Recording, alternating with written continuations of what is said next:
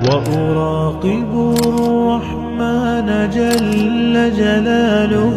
ছোট ভাই আমার, বোন আমার, প্রতিজ্ঞা করো, বাপ মরবে, মা মরবে, ভূমিকম্প হবে, সিডর হবে, এই পৃথিবী লন্ড ভন্ড হয়ে যাবে, বেঁচে আছি মানি ফজরের 2 পড়তেই হবে। বেঁচে আছি মানে জোহর, আসর, মাগরিব, ইশা পড়তেই হবে। একটু আগে সিগারেট খেয়েছি, একটু পরে আজান হয়েছে, নামাজ পড়তে হবে। একটু আগে পর্নোগ্রাফি, উলঙ্গ সিনেমা দেখেছি, একটু পরে আজান হয়েছে, নামাজ পড়তেই হবে।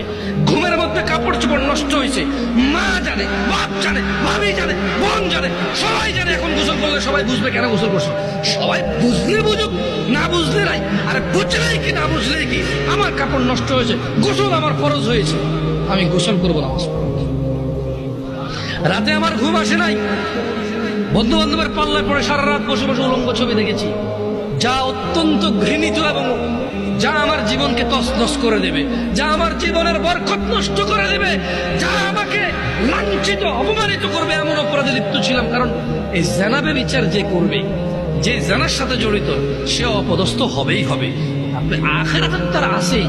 এই একটাই অপরাধ জানাবে বিচার, একটাই অপরাধ অশ্লীলতা, যেটা শাস্তি আল্লাহ দুনিয়াতে দিয়ে দেয়। কোথায় দেয়? আখিরাতে তো আছেই। সারা রাত উলঙ্গ ছবি দেখেছো, দেখে নিজের জামা কাপড় নষ্ট করেছো, অপবিত্র করেছো নিজেকে, অসুবিধা নাই। গুনাহ যা হওয়ার হয়ে গেছে, গুনাহ নিয়ে পড়ে থাকলে চলবে না। গুনাহ যা হওয়ার হয়ে গেছে, গুনাহ নিয়ে পড়ে থাকলে চলবে না। যাও গোসল করো, ফজরে আযান হয়েছে, সালাতে যাও, 2 রাকাত সুন্নাত পড়ে আল্লাহর কাছে ক্ষমা চাও, 2 রাকাত ফরজ পড়ে আল্লাহর কাছে ক্ষমা চাও। আর দেখবা না, প্রতিজ্ঞা করো, আবার দেখে ফেলেছো, অসুবিধা নাই, জোহরে আযান হয়েছে, যাও মসজিদে যাও, গোসল করো, 2 রাকাত নামাজ পড়ো, আল্লাহর কাছে ক্ষমা চাও, প্রতিজ্ঞা করো, আর দেখবা না। আবার দেখে ফেলেছো, অসুবিধা নাই, পরের ওয়াক্ত আযান হয়েছে, যাও মসজিদে যাও। কারণ মনে রাখবা, সকল অপরাধ গুনাহ, নামাজ যদি ছুটে যায় কুফরিয়া শিরকি হয়ে যাবে, ছাড়া যাবে না নামাজ। আমি কি বুঝাইতে পেরেছি?